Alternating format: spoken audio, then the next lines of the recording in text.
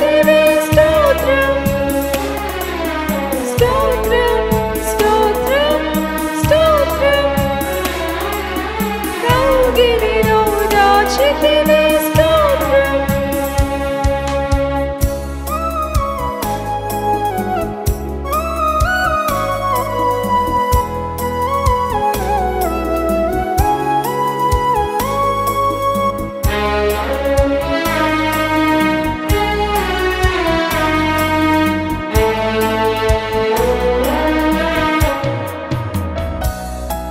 ఎడారిలో ఉన్న నా జీవితమును మేలుతో నింపితివి ఎడారిలో ఉన్న నా జీవితమును మేలుతో నింపితివి ఒక కీడైన దరి చేరక నన్ను తండ్రిగా కాచావు స్తోత్రం ఒక కీడైన దరి చేరక నన్ను తండ్రిగా కాచావు స్తోత్రం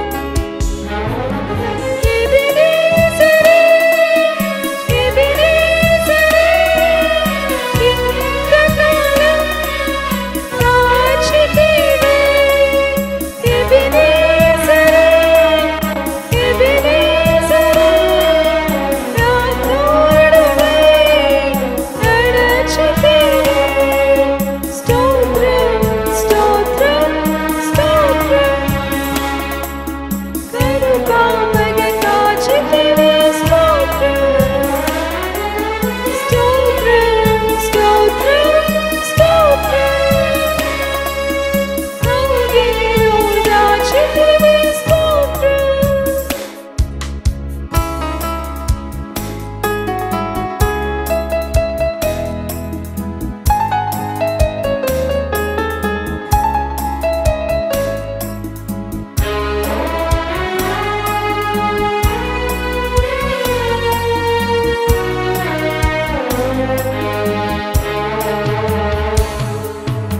ఆశలే లేని నాదు బ్రతుకును నీ కృపతో నింపితివి ఆశలే లేని నాదు బ్రతుకును నీ కృపతో నింపితివి నీవు చూపిన ప్రేమను పాడగా పదములు సరిపోవు తండ్రి నీవు చూపిన ప్రేమను పాడగా పదములు సరిపోవు తండ్రి ఎబెనేజరే ఎబెనేజరే ఇంతకాలం కాచితివి ఎబెనేజరే ఎబెనేజరే నా తోడువై నడచితివి స్తోత్రం స్తోత్రం స్తోత్రం కరుణామయ కాచితివి స్తోత్రం స్తోత్రం స్తోత్రం స్తోత్రం కౌగిలిలో దాచితివి స్తోత్రం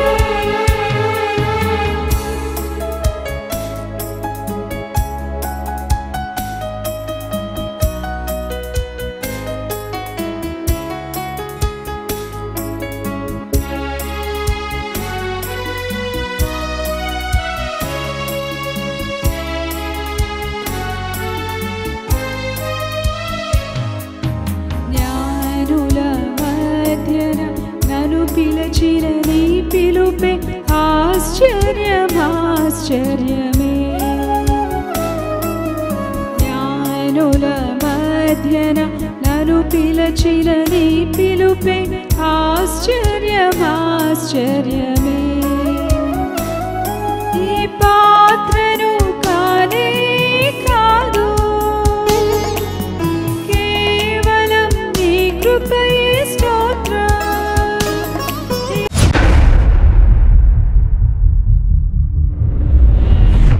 లైవ్లో ఒక్క విషయం,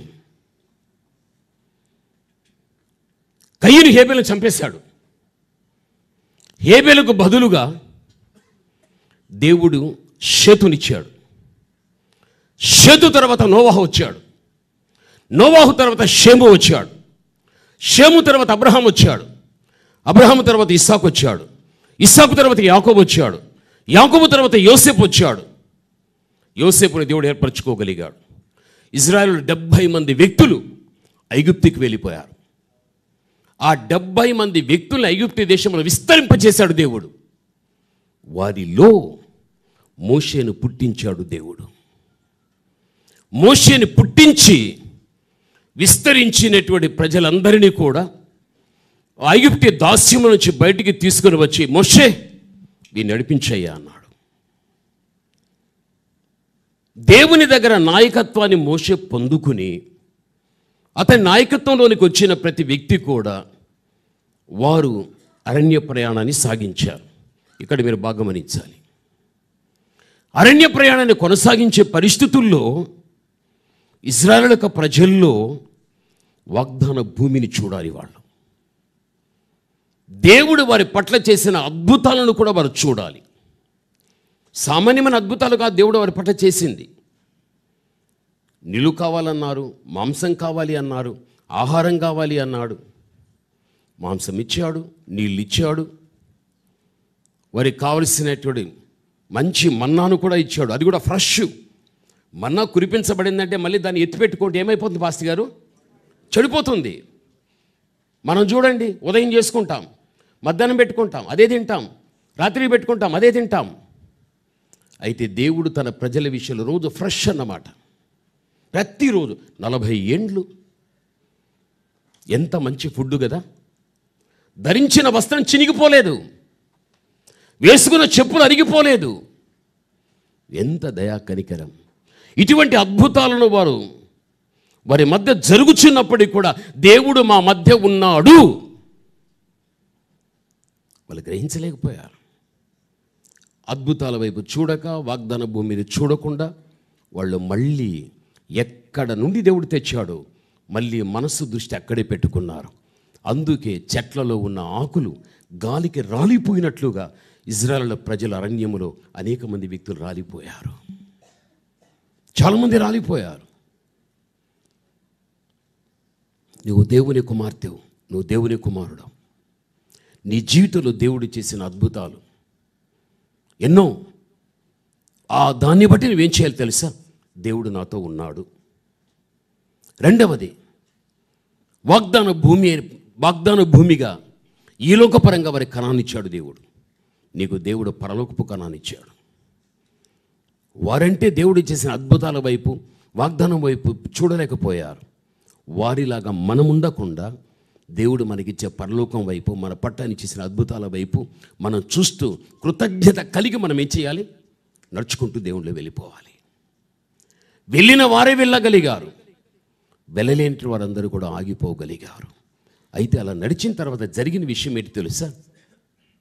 మోషే అలసిపోయాడు. మోషే ఏం చేశాడు? అలసిపోయాడు. నేనేం గర్భం ధరించానా? నేనేమన్నా కన్నానా? పాలు ఇచ్చానా? నా వల్ల కాదు. ఇలా మాట్లాడుతూ మోషే ఏమన్నాడు తెలుసా? నన్ను చంపేసేయి, నన్ను చంపేయి. 2 సార్లు మోషే చావును కోరుకోగలిగాడు. అప్పుడు దేవుడు ఏమన్నాడు తెలుసా? నువ్వు సాగలేక ఆగిపోవాలంటున్నావు కదా, నువ్వు సాగలేక ఆగిపోవాలంటున్నావు కదా, నా వల్ల కాదంటున్నావు కదా అని దేవుడు ఏం చేశాడు తెలుసా? 70 మందిని ఏర్పాటు చేసుకో. నీ ఆత్మలో 70 పాళ్ళు ఎవరికి ఇచ్చేస్తాను? 70 మందికి ఇచ్చేస్తాను. ఇక్కడ మీరు గమనించాలి, 70 మందిని ఏర్పాటు చేసుకోమన్నాడు దేవుడు. 70 మందిని ఏర్పాటు చేశారు. సంఖ్య పెరిగింది కానీ ఆత్మ పెరగలేదు. అక్కడ మోషేలో ఉండేటువంటి ఆత్మలో 70 పాళ్ళు మోషేలో ఉన్నదాన్ని తీసేసి ఆ 70 మందికి దేవుడు ఇచ్చేశాడు. ఇప్పుడు మోషేలో ఎంత ఉంది? 30% ఉంది. ఎంత తగ్గిపోయాడు, ఎంత నష్టపోయాడు. జీవితంలో నేను సాగలేక నేను ఆగిపోతానని అనుకుంటే జీవితంలో నష్టం అనేది మనం చూస్తాం. మోషే అంత గొప్ప వక్త, సామాన్యమైన వ్యక్తి కాదు. సాగే తన ప్రయాణం ఒక్కొక్కసారి నేను సాగలేక చావును కోరుకోగలిగాడు. ప్రజలైతే గన వాగ్దాన భూమిని చూడలేదు, అని చేసిన అద్భుతాల వైపు దృష్టి లేదు, వారు విడిచిపెట్టిన కణం వైపే చూడచూ రాగలిగారు. చాలామంది తనువు చాలించేశారు. మోషే జీవితంలో కూడా అలసట వచ్చేసింది. నా వల్ల కూడా కాదు అన్నాడు, నన్ను చంపేసే అన్నాడు. చివరికి మోషే జీవితంలో నష్టపోయింది ఏమిటి అంటే 70 మంది సంఖ్య పెరిగారు, కానీ ఆత్మ పెరగలేదక్కడ. మోషేలో ఉండి 70 పాళ్ళ ఆత్మను తీసి వారికి ఇచ్చాడు అంటే నష్టం ఎంత పోయాడో, మిగిలింది 30. జీవితంలో ఎప్పుడైతే మన ఆత్మీయత నడిపించుకునేటప్పుడు, సేవకులుగా మీరు సేవ చేసేటప్పుడు కానీ ఎన్నో శోధనలు, సమస్యలు, అలసిపోవడం, కృంగిపోవడం రాగలుగుతాయి భక్తిగల జీవితానికి, సేవ జీవితానికి. దాన్ని దృష్టిలో పెట్టుకుని నా వల్ల కాదు ప్రభు, నేను ఆగిపోతాను అంటే దేవుడు ఏం చేస్తాడు అంటే చివరికి మీకు ఇచ్చిన కృపావరాలు ఏమైతే ఉన్నాయో వాటిని తీసి మీకంటే చక్కగా పరిగెత్తే వాళ్ళకి ఇచ్చేస్తాడు. అందులో నష్టం అనేది మనం చూడడం జరిగిపోతుంది. కాబట్టి దేవుని యొక్క బిడలగా మనం దేవునితో నడవడం అనేది మనకు ఉండాలి, కానీ ఎక్కడు కూడా మనం ఆగిపోయేంత పరిస్థితి మన జీవితం గుండా జరగకూడదు. నువ్వు దేవునితో నడిస్తే హానోకులాగా నువ్వేం చేస్తావు? హానోకు ఈ లోక మరణాన్ని చూశాడా? తీసుకెళ్ళాడు దేవుడు. ఈరోజు నువ్వు నడిస్తే నీవు కూడా రెండో మరణము లేకుండా ఎక్కడికి వెళ్తావు? పరలోకానికి వెళ్తావు. ఇప్పుడు నువ్వు ఆలోచించుకో, నువ్వు నడుస్తున్నావా లేదా? నిన్ను సమరీక్ష చేసుకో. ఇది మొదటిదై ఉంటున్నది. కొలనును చేత పట్టుకుని దేవుడు మళ్ళీ 1000 మురలు కొలిచిన తర్వాత హెస్కేలు నడువు అన్నాడు. కొలుబడిన 1000 మురలు మళ్ళీ హెస్కేలు ఏం చేశాడు? నడిచాడు. ఏని లోతుమా? మోకాళ్ళ లోతు వరకు రాగలిగాది. ఆ 1000 మురలే 1000 సంవత్సరములు. హానోకు మొదలుకొని అబ్రహాము వరకు కూడా మనము చూడగలిగితే 1000 సంవత్సరములు. అంటే మోకాళ్ళ లోతుకు సంబంధించిన వ్యక్తి ఎవరు అంటే అబ్రహాము.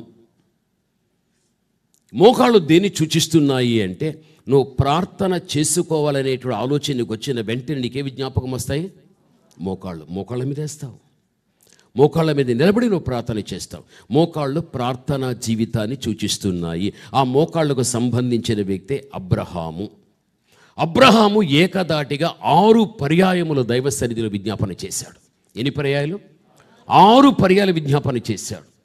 1, 2, 3 కాదు, 6 పర్యాయాలు విజ్ఞాపన చేశాడు దేవుడికి. ఏ విషయంలో చేశాడు అంటే పాపం పెరిగిపోయింది సొదొమ గొమొర్రా ప్రాంతంలో, అగ్ని చేత దాన్ని పూర్తిగా దహించేస్తున్నాను. వెంటనే అబ్రహాము స్పందించి నా సోదరుడు లోతు ఒకడు ఉంటున్నాడే అని దగ్గర 50 నుండి ఎంతవరకు వచ్చాడు? 10 వరకు వచ్చాడు. అంతమంది నీతిమంతులు ఉండిన ఏమీ చేయవా ప్రభు అని. అబ్రహాము 10 మంది నీతిమంతులుగా ఉండగలిగితే సొదొమ పట్టణ విషయంలో తీర్పు తీర్చను. అయితే 10 మంది కూడా అందులో లేరు. 10 మంది లేరు. అయితే బైబిల్ ఏం చెబుతుంది అంటే 10 మంది కూడా నీతిమంతులు లేని పరిస్థితులలో దేవుడు సొదొమ ప్రాంతాన్ని అగ్నితో దహించేటప్పుడు ఆ సందర్భములో దేవుడు అబ్రహామును జ్ఞాపకము తెచ్చుకుని బైబిల్లో ఉంది. అబ్రహామును దేవుడు ఏం చేశాడు? తెచ్చుకోగలి. ఎందుకు తెచ్చుకున్నాడు అంటే అతడు చేసినటువంటి ప్రార్థన దేవుడు జ్ఞాపకానికి తెచ్చుకున్నాడు.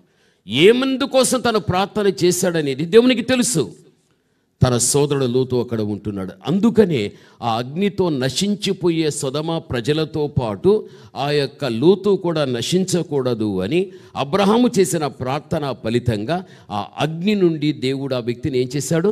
తప్పించగలిగాడు. ఇదంతా మీకు తెలిసిన విషయమే. అబ్రహాము చేసిన ప్రార్థన ఒక వ్యక్తి నశించబడకుండా ఆ వ్యక్తికి ఒక రక్షణ కల్పించాలని అబ్రహాము చేశాడు ప్రార్థన. ఈరోజు మన ప్రార్థన మన అవసరతల కోసమే ఉంటుంది, చచ్చిపోయేంత వరకు కూడా.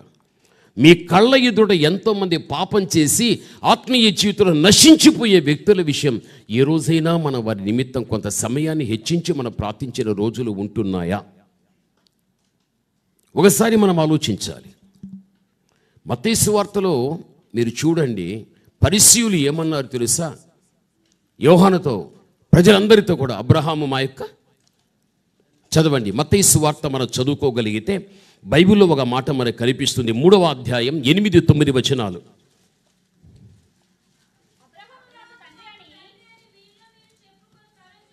వద్దు,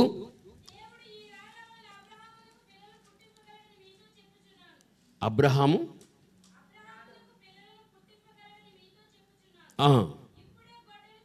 చాలు తల్లి, చాలు తల్లి. ఇప్పుడు పరిసయ్యులు ఏమన్నారు ఇక్కడ మీరు బాగా అర్థం చేసుకోవాలి. పరిసయ్యులంతా కూడా అబ్రహాం ఏమన్నారు? మా తండ్రి. గొప్పలు చెప్పుకున్నారు మా తండ్రి అని. అయితే వీరిలో పరిసయ్యులు ఏ ఒక్కడిలో కూడా అబ్రహాము వంటి యోగ్యమని జీవితం ఒక్కడిలో కూడా పరిసయ్యులు శాస్త్రుల్లో లేదు. చెప్పుకోవడానికి బాగానే ఉంది, అయితే అతని వంటి జీవితం లేదు ఎవరిలో కూడా. అది తెలుసుకున్న యోహాను ఏమన్నాడు తెలుసా?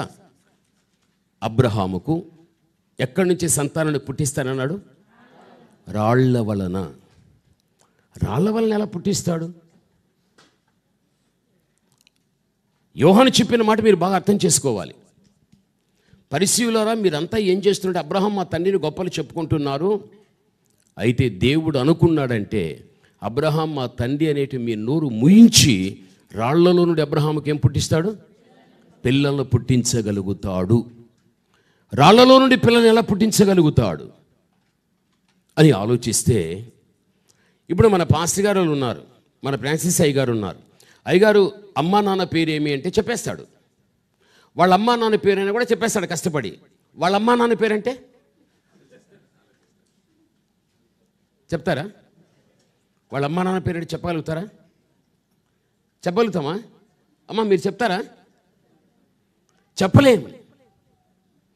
అయితే వాళ్ళంతా ఎవరు అంటే రాళ్లను పూజించేవాళ్ళు. వాళ్ళంతా ఏం చేసేవాళ్ళు? రాళ్లను పూజించేవాళ్ళు. అలా రాళ్లను పూజించేటువంటి వారిలో నుండి అబ్రహాముకు దేవుడు సంతానాన్ని పుట్టించాడు. వాళ్ళే మనం. మన పితరులంతా కూడా రాళ్లను మొక్కేవాళ్ళు. నిజమా కాదా తల్లి? మన పితరులను మనం చూస్తే మన తల్లి తండ్రి కాకుండా, వాళ్ళ తల్లిదండ్రులు కాకుండా అంతకుముందు చూస్తే ప్రతి ఒక్కరు కూడా రాళ్లను మొక్కేటువంటి వ్యక్తులు, మట్టి బొమ్మలను మొక్కే వ్యక్తులు, వెండితో బంగారుతో చేసిన వాటిని మొక్కేటువంటి వ్యక్తులు. ఆ సంతతిలో నుంచి వచ్చిన మనమంతా ఇప్పుడు ఏ సంతతిలోకి వచ్చేసాము? అబ్రహాము సంతతిలోకి వచ్చేసాం. అబ్రహాము సంతతిలో పడేసింది ఎవరిని? దేవుడు జక్కయ్యను పడేశాడు. జక్కయ్య దేవాన్ని తప్పు చేశానయ్యా ఒప్పుకున్నాడు. తను చేసిన అన్యాయాన్ని కూడా ఒప్పుకోగలిగాడు. వెంటనే దేవుడు తన పాపాలను ఒప్పుకున్నాడు. కాబట్టి దేవుడు వెంటనే నీవు అబ్రహాము యొక్క, మన జీవితంలో ఎప్పుడైతే గాన అబ్రహాముల జక్కయ్యలాగా మన పొరపాట్లను మనం ఒప్పుకొని ఎప్పుడైతే కూడా ఆయన దృష్టిలో మనం ఆయన రక్షణ మనం పొందుకోవడం జరుగుతుందో మనల్ని దేవుడు అబ్రహాము సంతతిలో పడవేస్తాడు.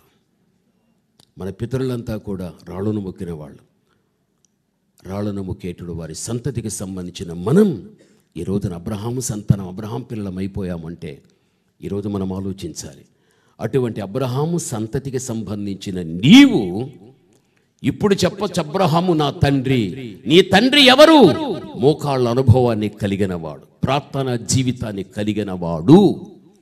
ఈరోజు నీ జీవితంలో కూడా ఇటువంటి అనుభవాన్ని కలిగిన వ్యక్తిగా ఉండాలి. ప్రార్థన జీవితాన్ని కలిగిన వ్యక్తులుగా మనము ఉండాలి. మన ప్రార్థన అబ్రహాము వంటి ప్రార్థన. లోతును అగ్నిలో నుండి లాగినట్టుగా ఈరోజు అనేక మంది వ్యక్తులను మనం ఏ పాపములో ఎవరు పట్టబడి ఉంటున్నారో వారందరూ కూడా దానిలో నుంచి బయటపడి వారికి ఒక రక్షణ దేవా నువ్వు కల్పించు అని వారి నిమిత్తం మనం ప్రార్థించే వ్యక్తులుగా ఉండినట్లయితే తప్పనిసరిగా ప్రపంచములో చెదిరి ఉన్న పాపిష్టి జనాంగం నీ ప్రార్థన ప్రభావం వారి మీద ఉందని దేవుడు తెలుసుకొని నీ ప్రార్థన ప్రభావం ద్వారా ఎంతోమంది పాపులు కూడా మారటానికి అవకాశం అనేది ఉంది. అయితే మన ప్రార్థన నా భార్య, నా భర్త, నా పిల్లలు, నా అవసరతలు ఏదైతే ఉందో అంతే జీవితం అంతా. అది నీ ఇంటి 4 గోడల మధ్య నీ ప్రార్థన తిరుగుతూ ఉంటుంది.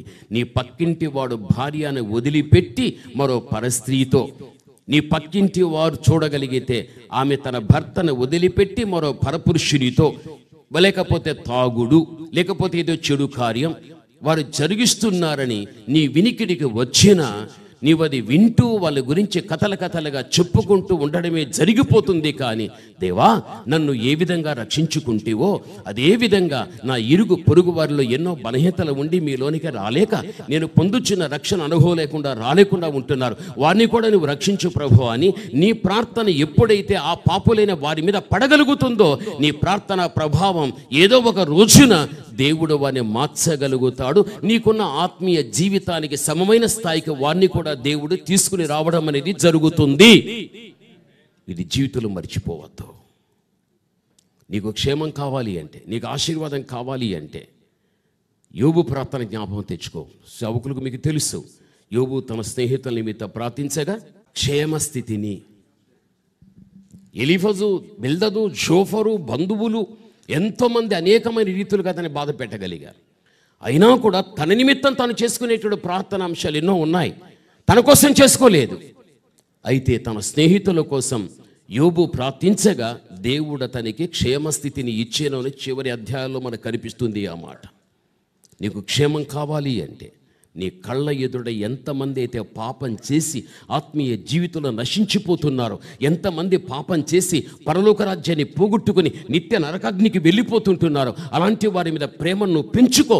వారి కోసం సమయాన్ని కొంత కేటాయించు, వారి కోసం నువ్వు ప్రార్థించు. నీ ప్రార్థన ప్రభావం ఏదో ఒక రోజున మనుషుల జీవితంలో బలంగా పనిచేస్తుంది. దేవుడు అన్నాడు కదా, పగలు ఉన్నప్పుడే ఏం చేయమన్నాడు? పని చేయమన్నాడు. మళ్ళీ రాత్రి వస్తుంది కాబట్టి చేయలేదు. దాని అర్థం ఏంటి తెలుసా? పగలున్నప్పుడే పని చేయి, రాత్రి వస్తుంది అప్పుడు చేయలేవు. అవకాశము ఉన్నప్పుడే మనం ఏం చేయాలంటే, అనేకులకు అవకాశం ఉన్నప్పుడు వారు వాక్యం చెబితే వింటారు అన్నప్పుడు వాక్యం చెప్పేసేయి. చూడు, హోషేయ 13వ అధ్యాయం 13వ వచనం చదువుకుందాం ఒకసారి. ప్రసూతి వేదన కలిగినట్లుగా అతనికి వేదన పుట్టును. చూడండి, పిల్ల పుట్టే సమయాన బయటికి రాని శిశువైనట్టుగా బుద్ధి లేనివాడై వృద్ధికి రాడు. చాలామందికి ప్రసూతి వేదన ఉంది. గర్భము ధరించినటువంటి ఒక తల్లి ఒక బిడ్డను ఏ విధంగా కానీ వేదనతో కంటుందో చాలామందికి ప్రసూతి వేదన ఉంది. ప్రసూతి వేదన ఉంది, కానీ పిల్ల పుట్టే సమయంలో మాత్రము బయటికి రానటువంటి శిశువు అయినట్లు అతడు బుద్ధి లేనివాడై వృద్ధికి రాడు. చాలామంది దైవవాక్యాన్ని వింటారు, విన్న తర్వాత వారి పొరపాట్లు తెలిసి వస్తాయి. తెలిసి వచ్చిన వెంటనే మోకాళ్ళు వేసి గర్భము ధరించినటువంటి ఒక స్త్రీ ఒక బిడ్డను కనటానికి ఎంత వేదన పడి ఎంత కేక వేస్తుందో, కొంతమంది జీవితాలు కూడా వాక్యం ద్వారా తమ లోపాలు తెలిసి వచ్చిన తర్వాత ఒక గర్భము ధరించిన స్త్రీలాగా వేదన పడతారు, దుఃఖపడతారు, ఏడుస్తారు. మనం చూస్తూ ఉంటే ఈమె ఎంత ఏడుస్తుంది, ఇతడు ఎంత ఏడుస్తున్నాడు, ఎంత వేదన పడుతుంది, అతడు ఎంత వేదన పడుతున్నాడు, చెప్పబడిన వాక్యం వాళ్ళ హృదయంలో పనిచేసినట్లుంది, వాళ్ళ పాపాలు ఒప్పుకునేస్తుంటున్నారు అనుకుంటాం మనం. అయితే ప్రసూతి వేదన ఉంది, కానీ పిల్ల పుట్టే సమయంలో బయటికి రాని శిశువు వలే. తల్లికి ప్రసవ వేదన వస్తుంది, ఆ గడియ వచ్చినప్పుడే ఆ బిడ్డ బయట వస్తుంది. అయినా ప్రసవ వేదన పడుతుంది బిడ్డ రాక ముందుగానే. ఈరోజు అనేక మంది వ్యక్తులు కూడా అదే రీతిగా ప్రసూతి వేదన ఉంది, అయితే కూడా బయటికి రాని శిశువు వలె వారు పట్టబడిన పాపముల నుంచి మాత్రం బయట రారు. ఈ రోజుల్లో కూడా అనేక మంది వ్యక్తులు పాపంలో నుంచి నేను బయట పడాలని అనుకొని ఏడుస్తారు, వేదన పడతారు, అయినా దాని నుంచి బయట రారు. వీళ్ళు ఎవరు అంటే, వాళ్ళు ఎవరుమా? బుద్ధి లేని వారై వృద్ధికి రారు వీళ్ళు. మన జీవితంలో వాక్యం ద్వారా మనలో ఏ లోపం ఉందని తెలుస్తుందో, ఆత్మ ద్వారా ఆ లోపాన్ని గురించి వేదన పడుతాం. అయితే దేని బట్టి వేదన పడుతున్నామో దాంట్లో నుంచి మనం బయట వచ్చేసేయాలి. అప్పుడు నువ్వు బుద్ధి కలిగిన వాడివి, బుద్ధి కలిగిన వ్యక్తివి, అప్పుడే నువ్వు వృద్ధి అవుతావు అని బైబిల్ చెబుతుంది. మన ప్రార్థనలు ఇలా ఉండాలి. మనం రక్షించుకోవాలి. ఎంతోమంది మన ప్రాంతీయులు ఎక్కడైనా కానీ ఓ బలహీనతలో ఉన్నప్పుడు వాళ్ళు చూచిన తర్వాత నాకెందుకు వచ్చింది, పాడైపోతే పోని అని దయచేసి వనవద్దు. అందుకే ఈ రోజున మనం మా తండ్రి అబ్రహాము అని నువ్వు ధైర్యంగా చెప్పుకోవటానికి, అబ్రహాముకున్న సమమైన జీవితంలోనికి నువ్వు రాగలిగి, అబ్రహాము చేసిన ప్రార్థన చేసిన వ్యక్తిగా నీవు ఉండగలిగినట్లయితే కార్యాలనేవి తప్పనిసరిగా దేవుడు చేయడం అనేది జరుగుతుంది. ఒకవేళ మనమే ఎక్కడైనా బలహీనతలో పట్టబడి ఉంటే ప్రసూతి వేదన పడుతూ ఉంటాం, ప్రార్థన చేస్తూ ఏడుస్తుంటాం. అయితే పిల్ల పుట్టే సమయంలో బయటికి రాని శిశువులాగా మనం ఉండకూడదు. నువ్వు ఏ పాపాన్ని బట్టి నీలో ఉన్నది నడుస్తుందో దాన్ని బట్టి ఏడవడం, ప్రార్థించడం, ఒప్పుకోవడం కాదు, దాంట్లో నుంచి బయట రావాలి. అప్పుడే నీవు బుద్ధి కలిగిన దానివి వృద్ధికి రావడం జరుగుతుంది. అదేవిధంగా ఇతరులు కూడా గాక అనేక మంది వ్యక్తులు పాపం నుంచి బయట రాలేకపోతారు. వారు బయట వచ్చేంత వరకు కూడా వారి వెనుకుండి నీవు కూడా ప్రార్థించాలి. అప్పుడే దేవుడు ప్రార్థన వినగలుగుతాడు.